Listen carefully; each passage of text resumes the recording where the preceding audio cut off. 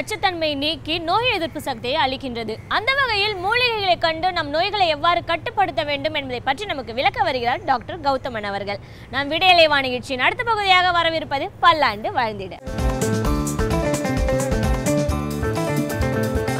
அன்பான கலைஞர் தொலைக்காட்சி நேயர்களுக்கு என்னுடைய இனிமையான காலை வணக்கங்கள். இன்றைக்கி நம்ம பார்க்கக்கூடிய தாவரத்துடைய பெயர் காஞ்சீரம் அப்படின்னு சொல்லக்கூடிய ஒரு பெரு மரவகை தாவரம். இதென்ன காஞ்சீரம் அப்படின்னு கேட்டிங்கன்னா, பொதுவாக இந்த மரத்திலிருந்து வடியக்கூடிய ஒரு வகையான பிசினை அந்த காலத்திலலாம் சாயம் எழுதுவதற்கும் அதே போல் துணிகள் விரைப்பாக வருவதற்கும் பயன்படுத்துகின்ற ஒரு வழக்கம் உண்டு. அதனால் இதற்கு காஞ்சீரம் அப்படிங்கிற பெயர். இந்த காஞ்சீரத்திலிருந்து எடுக்கக்கூடிய மரப்பட்டை, இதோட இலைகள், விதைகள் அனைத்துமே மருத்துவ குணத்திற்காக பயன்படுத்தப்படுகின்றன.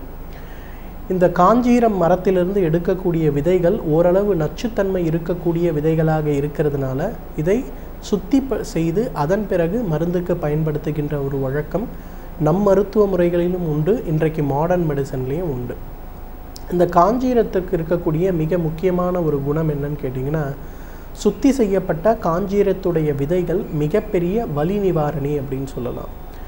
எந்த வகையான வலிகள் பார்த்திங்கன்னா, உடலில் ஏற்படக்கூடிய தசை சம்பந்தப்பட்ட வலிகள், முட்டுகளில் ஏற்படக்கூடிய வலிகள், ரொம்ப குறிப்பாக பார்த்திங்கன்னா ருமட்டாய்டு ஆர்த்ரைட்டிஸ்ன்னு நம்ம சொல்லக்கூடிய முட்டு பாதிப்பு ஏற்படுத்தக்கூடிய மிக கடுமையான அந்த வலிகளுக்கு சுத்தி செய்யப்பட்ட காஞ்சீரத்திலிருந்து எடுக்கக்கூடிய விதைகள் ஒரு மிகப்பெரிய அருமருந்துன்னு சொல்லலாம். இந்த காஞ்சீரம் விதைகள்லாம் பார்த்திங்கன்னா பார்ப்பதற்கு வெள்ளி போன்று இருக்கும், வெண்மையாக இருக்கும். அந்த விதைகளை என்ன பண்ணுவாங்கன்னா, பாரம்பரிய மருத்துவத்தில் நன்றாக கத்தியை வைத்து வெட்டி அதன் பிறகு அதை பசும் கோமியத்தில் ஊற வைப்பார்கள். 7 நாட்கள் தொடர்ந்து இதை ஒரு சிகிச்சையாக செய்வார்கள்.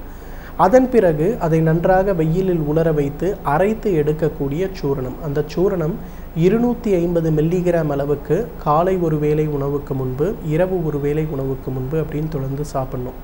சிறிதளவு நெய் அல்லது சிறிதளவு வெண்ணெயில் கலந்து கொடுக்கக்கூடிய ஒரு வழக்கம் பாரம்பரிய மருத்துவத்தில் உண்டு.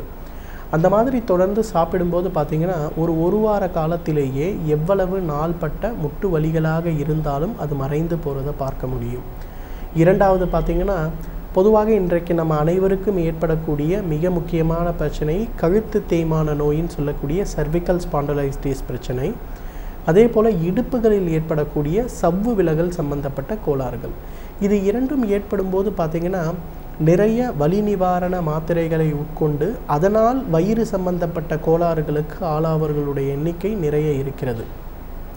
அந்த மாதிரிலாம் இல்லாமல் மிக சுலபமாக சுத்தி செய்யப்பட்ட காஞ்சீரத்துடைய விதைகளை 250 மில்லிகிராம் அளவுக்கு காலை ஒரு வேளை, இரவு ஒரு வேளை உணவுக்கு முன் சாப்பிடும்போது வலி உண்டாக்கக்கூடிய காரணிகள் உடலில் குறைவதோடு மட்டுமில்லாமல் எந்த விதமான பக்க விளைவும் இல்லாத ஒரு வலி நிவாரணியாக அது செயல்படுகிறது. இதையே மாடர்ன் மெடிசனில் கூட இன்றைக்கு உபயோகப்படுத்துகிறார்கள் அப்படின்னு சொல்கிறேன்னா, இன்றைக்கு காஞ்சீரத்துடைய சுத்தி செய்யப்பட்ட விதைகளிலிருந்து எடுக்கக்கூடிய 3 வேதிப்பொருட்கள் புற்றுநோய் சம்பந்தப்பட்ட வலிகளை கூட குறைக்க உதவுகிறது அப்படிங்கிறது இன்றைக்கு ஒரு ஆராய்ச்சியுடைய முடிவு. ஏன் புற்றுநோயாளிகளுக்கு பக்க விளைவு ஏற்படுத்தாத அதே நேரம் நன்றாக வலியை குறைக்கக்கூடிய இந்த காஞ்சீரத்துடைய விதைகளிலிருந்து எடுக்கக்கூடிய அந்த வேதிப்பொருட்களை உபயோகப்படுத்தக்கூடாது அப்படிங்கிற ஒரு ஆராய்ச்சி, ஒரு கேள்வி இன்றைக்கு புற்றுநோய் மருத்துவர்களிடையே மிகப்பெரிய அளவில் கேட்கப்பட்டிருக்கிறது. ஏன்னா நிறைய இடங்களில் பார்த்திங்கன்னா மார்ஃபின் சொல்லக்கூடிய அந்த ஒரு வலி நிவாரண மருந்துகளை கொடுக்கும்போது கூட புற்றுநோயாளிகளுக்கு ஏற்படக்கூடிய, குறிப்பாக எலும்பு சம்பந்தப்பட்ட புற்றுநோயாளிகளுக்கு ஏற்படக்கூடிய அந்த நோயில் மிகப்பெரிய அளவில் வலிகளில் மாற்றம் ஏற்படுவது இல்லை. ஆனால் காஞ்சீரத்திலிருந்து எடுக்கக்கூடிய வேதிப்பொருட்களை ஒரு இயற்கை பொருளாக நேரடியாக இரத்தத்தில் செலுத்தும் போதோ அல்லது உள்ளுக்குள் எடுத்துக்கொள்ளும் போதோ மார்ஃபின் கொடுக்கக்கூடிய அளவு குறைக்க முடிகிறது. அதே போல் நோயாளியும் வலி இல்லாமல் இருக்க முடிகிறது அப்படிங்கிற ஒரு ஆராய்ச்சி முடிவு இன்றைக்கு நிறைய வரவேற்பை பெற்றிருக்கிறதுன்னு சொல்லலாம். அதே போல் காஞ்சீரத்துடைய மரப்பட்டையிலிருந்து எடுக்கக்கூடிய எண்ணெய், பொதுவாக காஞ்சீரத்துடைய மரப்பட்டையிலிருந்து பதப்படுத்தி எடுக்கக்கூடிய எண்ணெய்க்கு உடலில் இருக்கக்கூடிய நரம்புகளுக்கு சக்தி கொடுக்கக்கூடிய ஒரு சக்தி இருக்கிறது அப்படிங்கிறத இன்றைக்கு கண்டுபிடிச்சிருக்காங்க.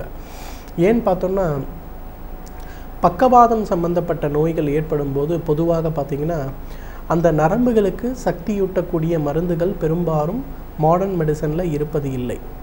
அந்த வகையில் பார்த்திங்கன்னா காஞ்சீரத்திலிருந்து எடுக்கக்கூடிய எண்ணெயை தினசரி பாதிக்கப்பட்டிருக்கக்கூடிய தசைப்பகுதி, பாதிக்கப்பட்டிருக்கக்கூடிய நரம்பு பகுதிகளில் தேய்த்து அரை மணி நேரம் ஊற வைத்து குளிக்கும்போது எவ்வளவு நாள்பட்ட பக்கவாத நோயினால் பாதிக்கப்பட்டவர்களாக இருந்தாலும் அவர்களுடைய நரம்புகள், தசைகள் சிறிது சிறிதாக பலப்படுவதை நாம் பார்க்க முடியும்.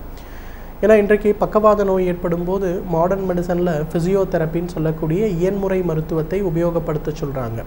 ஆனால் அந்த இயன்முறை மருத்துவத்தை உபயோகப்படுத்தும் போது கூட மிகப்பெரிய அளவில் எந்த விதமான மாற்றமும் ஏற்படுவது இல்லை. பொதுவாக அந்த பக்கவாத நோய் மிக கடுமையான பக்கவாத நோயாக இருக்கும்போது நாளடைவில் என்ன ஆகுது, அந்த பக்கவாத நோயினால் அவர்களுடைய தசைப்பகுதியில் கூட அதிக அளவில் மாற்றம் இல்லாமல் ஏற்பட்டு விடுகிறது. அந்த மாதிரி இருப்பவர்கள் வழக்கமாக பக்கவாதத்துக்கு உட்கொள்ளக்கூடிய மருந்துகளுடன் கூடி காஞ்சீரத்திலிருந்து எடுக்கக்கூடிய மரப்பட்டை எண்ணெயை தடவி குளிக்கின்ற ஒரு வழக்கத்தை வைத்து கொண்டாலே ஒரு 3 மாத காலத்திலேயே பார்த்திங்கன்னா அவர்களுடைய பக்கவாத நோயில் மிகப்பெரிய அளவில் மாற்றம் ஏற்படுவதை நாம் பார்க்க முடியும். அதே போல் அந்த பக்கவாத நோய் சம்பந்தப்பட்டவர்களுக்கு காஞ்சீரத்திலிருந்து எடுக்கக்கூடிய சுத்தி செய்யப்பட்ட விதைகளை ஒரு 100 மில்லிகிராம் அளவுக்கு தினசரி ஒரு உணவாக மருந்துடன் கலந்து கொடுக்கும்போது அவர்களுடைய தசை சம்பந்தப்பட்ட, முட்டுகள் சம்பந்தப்பட்ட இயக்கங்கள் ஓரளவு கட்டுக்குள் வருவதை நம்ம பார்க்க முடியும். ஏன்னா பெரும்பாலான நேரங்களில் பக்கவாதம் ஏற்படும் போது அந்த தசைகள் பாதிப்பு அதிகமாக இருப்பதால் பார்த்திங்கன்னா அவர்களுடைய முட்டுகளுடைய பாதிப்பே ஒரு அளவுக்கு மேல் சரியாவதில்லை. ஒரு அளவில் குறிப்பிட்டு அப்படியே நின்றுவிடும். அதை மீறி முட்டு இயக்கம் கொண்டு வந்தார்களேயானால் அவர்களுக்கு முட்டுகளில் கடுமையான வலி ஏற்படுவதை பார்க்கலாம். அந்த மாதிரிலாம் இல்லாமல் அந்த எண்ணெயை நன்றாக தடவி அரை மணி நேரம் ஊற வைத்து குளிக்க செய்யும் போது சிறிது சிறிதாக அதில் நல்ல மாற்றம் ஏற்படுவதை நம்ம பார்க்கலாம். அதே போல் காஞ்சீரத்துடைய வேர்பட்டையிலிருந்து எடுக்கக்கூடிய எண்ணெயை நீரிழிவு சம்பந்தப்பட்ட பக்கவாத நோய்க்கு உபயோகப்படுத்தும் போது அது நல்ல பலன் அளிப்பதை பார்க்கலாம். எனவே நேயர்களே, காஞ்சீரத்திலிருந்து எடுக்கக்கூடிய விதைகள் விஷத்தன்மை இருக்கக்கூடிய விதைகளாக இருந்தாலும் அதை சரியான முறையில் சுத்தி செய்து தகுந்த மருத்துவ ஆலோசனையின்படி உபயோகப்படுத்தினால் வலி சம்பந்தப்பட்ட நோய்கள், ருமட்டாய்டு ஆர்த்ரைட்டிஸ் சம்பந்தப்பட்ட நோய்களில் ஏற்படக்கூடிய வலிகள், புற்றுநோயில் ஏற்படக்கூடிய வலிகள், குறிப்பாக பார்த்திங்கன்னா நம்மளுடைய பக்கவாத நோயிலிருந்து வெளிவருவதற்கு மிக மிக அருமையாக இது உதவி செய்யும்.